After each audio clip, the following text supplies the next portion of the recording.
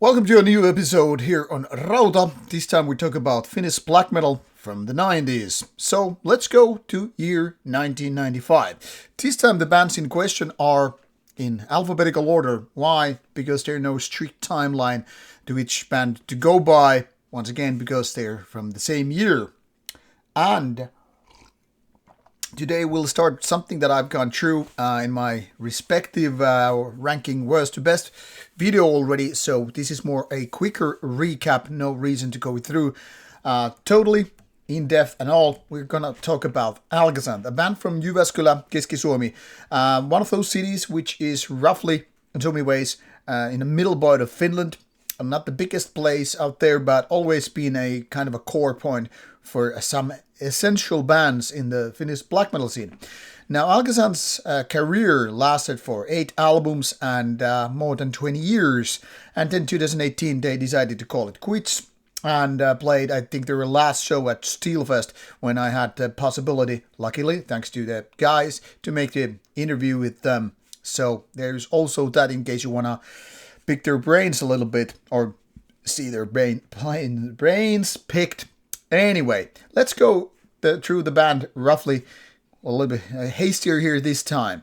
So what started in 1995 soon resulted to demos already, like back in the old good days when people actually owned their stuff with the demos. And then 1999 they went for their first album.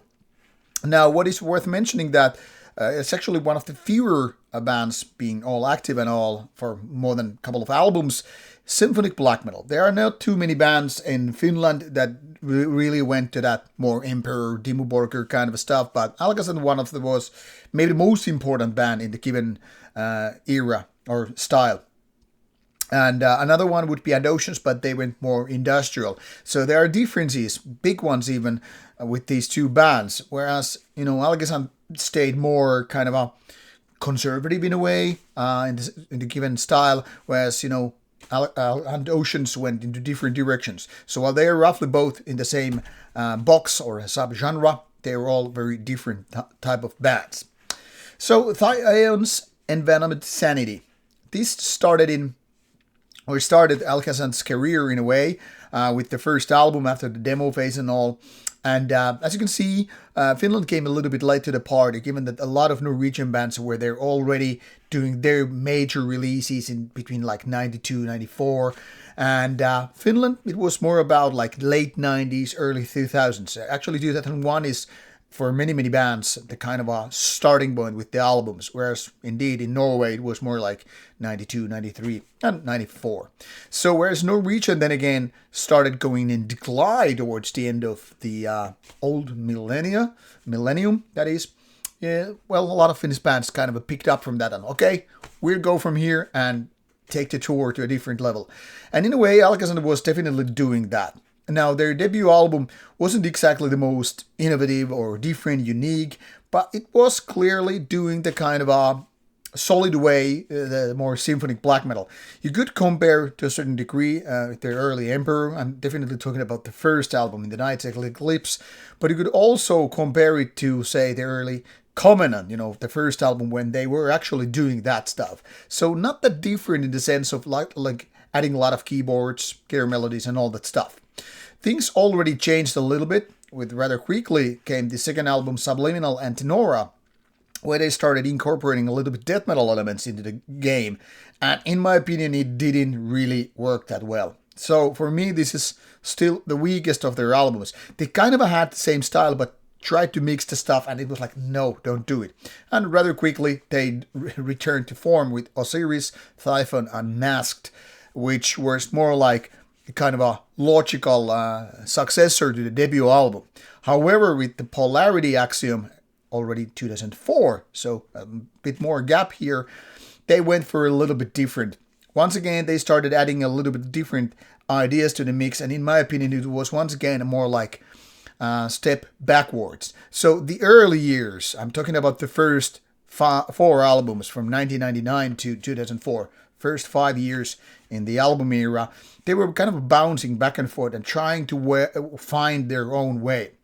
It, in my opinion, changed a lot when Rauta came out in 2008. And it was more like let's keep only half of the more symphonic elements and let's go into a lot of the atmospheric black metal stuff. You can actually find certain burzum elements with the given album because it's so much more like just diving deep into the world of atmospheric black metal. And so far, in my opinion, it actually is the best Alghazanth album. Now, mind you, the albums that came after that, Vinum Intus 2011, 3 years later, another 3 years after that, Three-Faced Pilgrim 2013, and finally 8 Coffin Nails 2018, before they call it quits. They are all, these 4 latest albums, they're more or less given the same style. So for me, it seems, especially in hindsight, that first they were trying to figure out what they wanted to be, and it was going like back and forth with the first albums, like album number 1 and number 3 are more consistent in style, also in comparison to the latest ones. But albums 2 and 4, Subliminal, Antenora, and Polarity Action, were a little bit more experimental. Not big time, but clearly they were like trying to figure out what they want to do. And as such, in my opinion, they're the weakest ones. So it's very, very nice, actually, that their latest albums, the last 10 years, were the most rewarding ones compared to the early years. So it's more like, finally, with Wrath, they figured out what they want to do, and they would hone it to the max. Not only in terms of songwriting, but also in terms of production and just everything, the overall feeling. So they made like 4 good albums, a couple of decent ones, and a couple of mediocrities, if you ask me. But they made a lasting mark in the Finnish black metal scene, and especially in the more symphonic black metal stuff, but also in the more atmospheric black metal one. You know, the kind with, keyboards and guitar melodies and not overly extreme, whether we're talking about violence or rawness or just, being weird. They kind of already figured out early on that they want to do it kind of a nice and safe, and this in the context of black metal, mind you. Obviously they are extreme metal, and when you start comparing to the more mainstream black metal, but in a sense of putting into the black metal context, obviously you would definitely compare to, they say, early Dimmu Borgir with keyboards and melodies and the kind of softer way of black metal, but also bands like Ember, Covenant, and to a certain degree Burzum and the other stuff with that. So all in all, a good band for sure, and probably a lot of people would have wanted to see where they would go after that, now already 7 years out of the game. Now, members list is also worth mentioning that it was pretty much always Gareth Moonthorne taking care of the drums and lyrics and whatever, and also the man behind the name, and Thasmorg focusing on guitars and vocals and even bass. But the other guys were more like coming and going, and if you take a look at this past list, you will see people from various bands, including Beheksen and Oceans, Horna, whatever. So there have been people going back and forth into the band and all. So interesting band, always focusing on 2 guys. And mind you, obviously, some of these guys have moved on with other bands. So it's not like they gave up, music altogether. But for the story of Alghazanth, that's it, and probably coming no more. Another thing that we have going on with Nadi in terms of year 1995, which you might have noticed, is that all of these bands have ceased to exist. Now, with Alghazanth, you clearly see split up, but it's worth noting that with Enochian Crescent, while it's been labeled as changed name, actually the Crescent ones that started later on, they are in a way different band, and I would call it split up, and these are new entities. The final one, which I'm going to mention later in the video, Gloomy Grim, also split up with death, unfortunately, in 2019, even though there's some comeback things. But first, let's talk about Enochian Crescent. This is one of the most peculiar and also one of the most unique bands ever to come from Finland. They were related early on, or coming from a region of Vaasa, or in that sense, I think it's called Pohjois-Pohjanmaa, or just Pohjanmaa, meaning they were on the upper west coast of Finland, like lower west coast, like where I live in Turku. The bands were like Archcode and my own bands, Nightside and all. But Vaasa region was home to a lot of other bands, including bands beyond, black metal like Rotten Sound and Cartilage, but also, of course, True Black Dawn and Enochian Crescent were the kind of a black metal dominators coming from that area, and also Oceans and other bands roughly from the same region. But Enochian Crescent was always a little bit weird. This also more or less was revolving around two main members. Victor, who was also, bands known from Wings and Cartilage, an older guy, but yeah, nonetheless. And also, a man that has gone through various names, but let's call him Wrath for the sake of it. And these were here already in 1995 to, create Enochian Crescent, or what it was going to be later on. Past members is not exactly big, but not exactly short also. But I mean, there are band members that started already in the 1995 era, but they were later gone, like other band members from Cartilage and Wings. And you will see drummer who also played in Oceans and Throsophron and so forth. So there were the people, revolving around it a little bit later on. Some left early, some came later, but it was mostly around these two guys. And later 2000s, new members entered the game, especially when the band was more or less moved to Helsinki region. Throughout their career, once again, first you do demo and then you start creating an album. And they were quite early on in Finnish black metal standards. Telok Vovim 1997. And this is a very peculiar one because it already showcased very early on it's not a typical black metal. It's more like kind of a progressive black metal. You wouldn't really call it avant-garde-ish in the same sense that you would say Arcturus or Vedbu and Zende from Norway, but definitely quite progressive. There are riffs which are more heavy metal, some parts are kind of a thrashy, you might even feel a hint of death metal, but definitely more about progressive heavy metal, which I guess where is the Wings background coming into the game and all that stuff. And at the same time, you have more traditional black metal raspy vocals by Wrath being added to that stuff. With different vocals, you would probably never call Telok Vovim black metal. I mean, unless you, of course, include lyrics and, the live performance by the band. It has always been an interesting and different band, dividing people into the fans and those who are like, this is too weird for me. And that also was going on with their second album, Omega Telok Vovim, which came 3 years later. This was maybe even more weird with their, say, kind of experimental progressive ideas. And then there are also these weird hit songs, which kind of, stand out from the rather, say, progressive, songs, like Väkisin kastettu, forced baptism, basically. And another one, third album, Black Church, 2006, mind you, 6 years later. This also is more like getting into the progressive eras, but getting more polished production and all. And this also has, hit song like Ghost of Saturn, a very short one, mind you.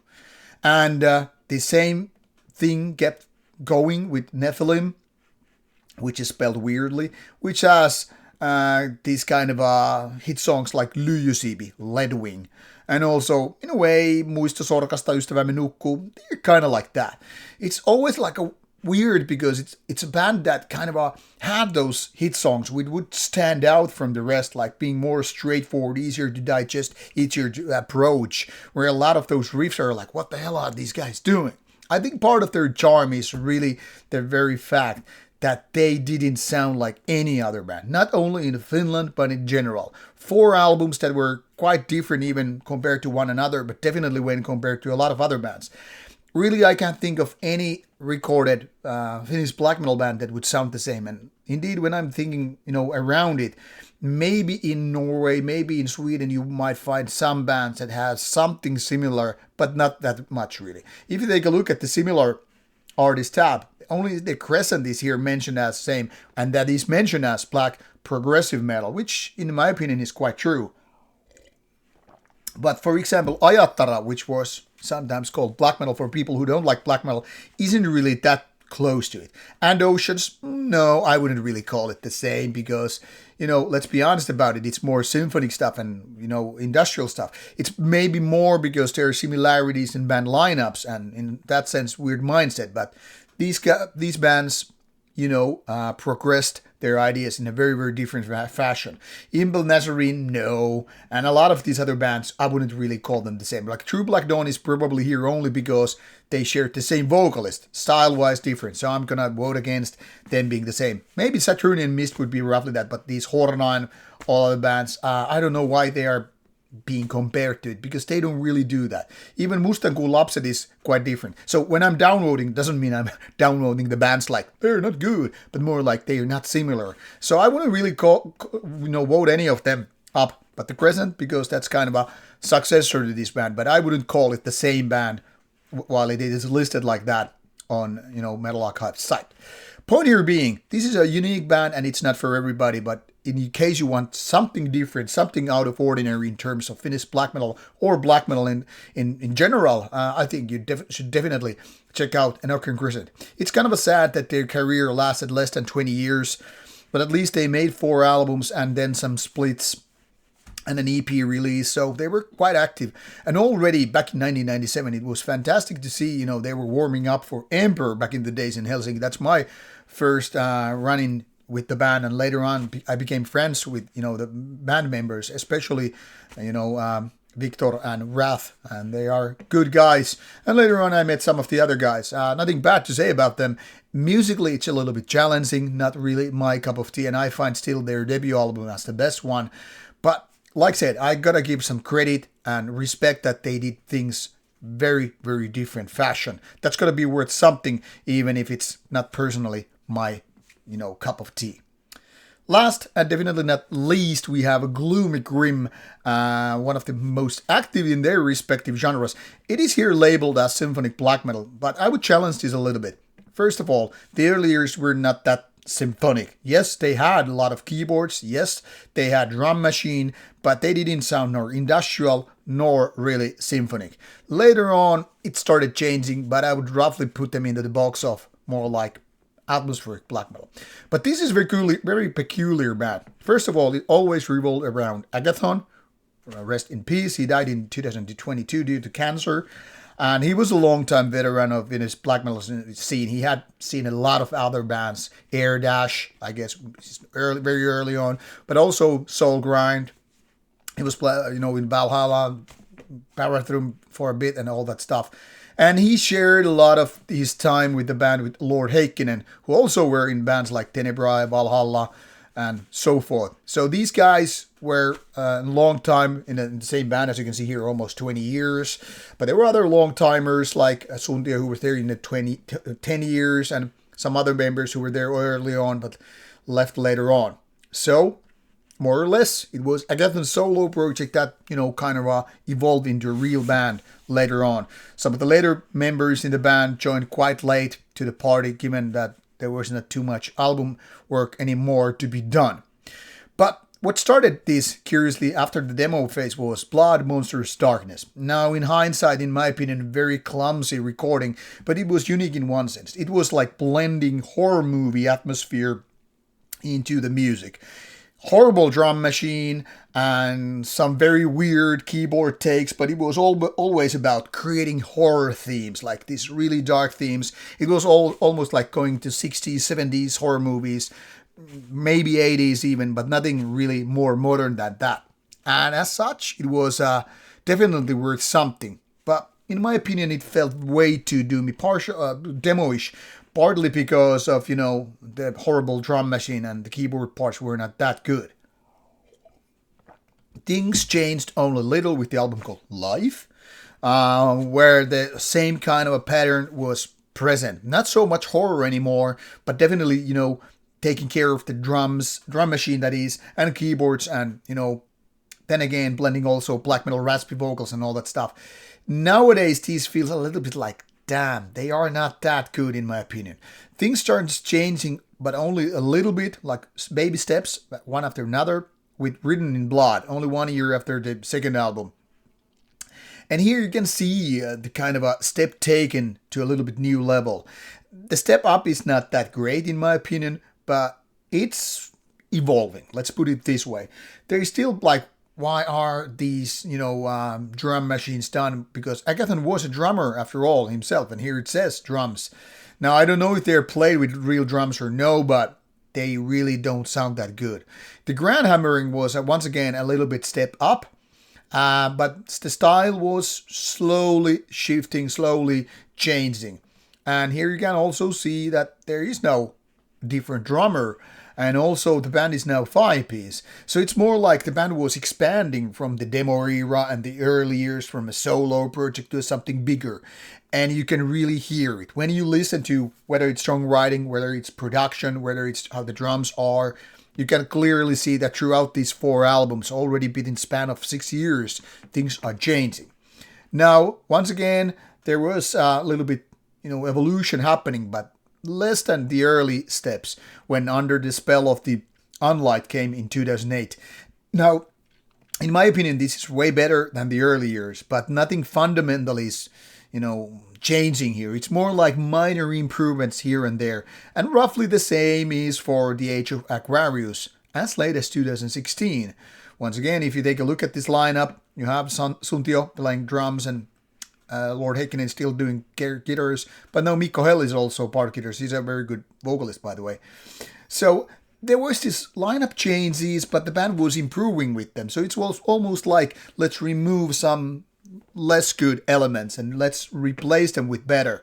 And however, what came to be in 2021, their Rest in Peace albums, the Swan Song, Alghazanth, curiously and ironic enough, because that was only released not too much before Alghazanth unfortunately died early. This is their best albums. And you will see that this lineup is now a little bit different. Lord Heikkinen is no more in the band, and this is the latest version of the band. The band was in around 2020, 2021. And Alghazanth died in 2022. I remember that he was in contact me with around, reviewing this album, and I remember asking him about possibility to interview him, but this was without knowing that he had been diagnosed with such a horrible disease a later era, and I felt kind of bad, maybe I even shouldn't have asked him about it, because I didn't know that things were really, really this serious. And then unfortunately, 2022, he passed away with a lot of mutual friends. Now, me and Alghazanth, we were never close friends. We were more acquaintances. We met over the course of years a few times, sometimes not in good terms. There was even a fight, which I luckily got to interview and didn't happen with some other Finnish black metal guys. But then again, we weren't really in bad terms either. After all, he was, contacting me about reviewing his stuff and all. So I'm kind of happy that I got to meet him over the years. And I'm, of course, happy that I got to listen to the music early years. My first stop was with Blood Monsters Darkness, which I unfortunately never got to like. And like I said, Alghazanth, which is his latest part of the legacy, is definitely the best.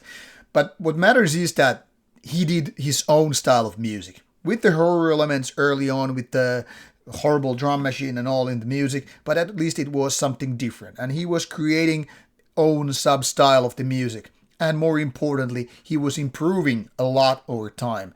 So he had this legacy of, 7 albums.